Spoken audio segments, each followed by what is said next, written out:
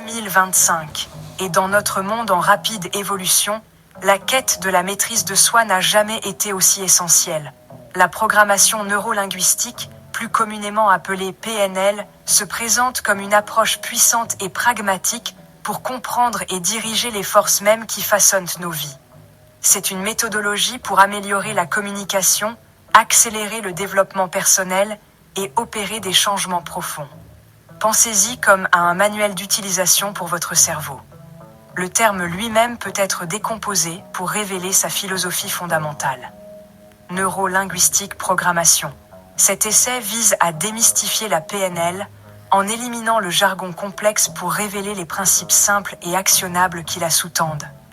Nous explorerons ces idées fondamentales, vous montrant comment votre monde intérieur de pensées et de sentiments crée directement votre monde extérieur de résultats. La prémisse centrale de la PNL est que nos pensées, nos paroles et nos comportements sont tous interconnectés. Un changement dans un domaine crée inévitablement un effet d'entraînement sur les autres. Un praticien PNL prête attention à ce qu'une personne dit et à la manière dont elle le dit. Cela inclut le langage corporel et les subtils changements des expressions faciales. Cette observation fournit des informations sur l'état interne et sur les processus de pensée inconscients. Une technique fondamentale, le recadrage. Chaque expérience a de multiples interprétations. Le recadrage change le contexte ou la signification. Exemple, une perte d'emploi échec catastrophique, une opportunité de carrière plus épanouissante. Autre technique, l'ancrage. L'ancrage lie un stimulus spécifique à un état émotionnel désiré. Activez l'ancre pour retrouver ce sentiment sur commande. Les applications de la programmation neurolinguistique sont vastes et variées, mais elles convergent toutes vers un ensemble d'objectifs fondamentaux visant à créer une vie plus autonome et épanouissante. Le premier et peut-être le plus fondamental de ces objectifs est l'amélioration de la communication. La PNL offre un cadre pour comprendre et se connecter aux autres à un niveau plus profond. Un deuxième objectif majeur est de résoudre les conflits internes et de surmonter les croyances limitantes. Phobie, anxiété, doute de soi persistant. Beaucoup sont freinés par des barrières internes construites inconsciemment. Construire une confiance en soi inébranlable est un autre objectif central. Le manque de confiance vient souvent d'un discours intérieur négatif et d'une focalisation sur les échecs. Technique, ancrage, visualisation, pour accéder systématiquement à des états de confiance quand vous en avez besoin. L'objectif ? Cultiver un environnement intérieur de croyance en vos capacités.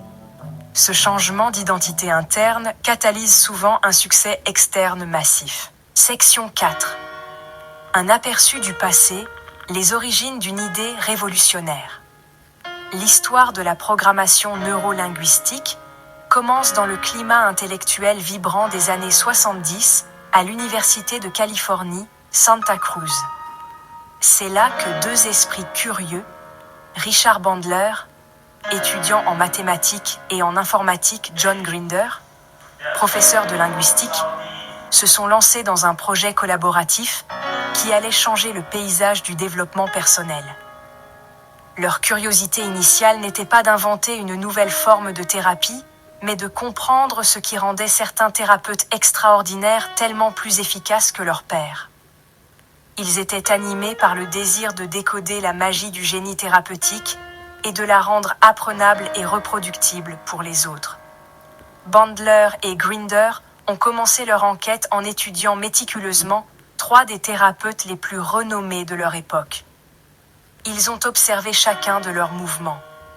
Ils cherchaient à la structure sous-jacente, les schémas reproductibles qui produisaient constamment des changements positifs. Section 5. Le tribunal de l'opinion scientifique, le statut controversé de la PNL, malgré sa popularité généralisée dans les cercles de coaching et d'auto-assistance. Le statut scientifique reste un sujet de débat et de controverse.